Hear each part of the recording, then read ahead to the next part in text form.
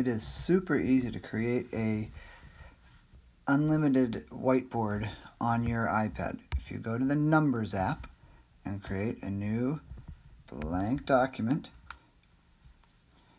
all you need to do is click that little circle in the top left corner and then choose Delete, and you have an unlimited whiteboard. To draw on it, just go to the plus and go to the far right option there. It looks like a photo, and there's Drawing near the bottom.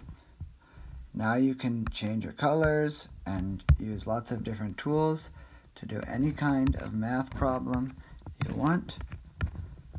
That's with one finger to write, and then if you do two fingers kind of spaced apart, you can move it wherever you want. So I could have 5 plus 7 equals 12, but I could hide my answer if I wanted to ahead of time, and then just move it over when I'm ready. To get rid of something, you can just move, and then you can always go back to it. Or you could erase it with the eraser, or if you click Done, now it's its own object. I can move that around and just click on it and say Delete.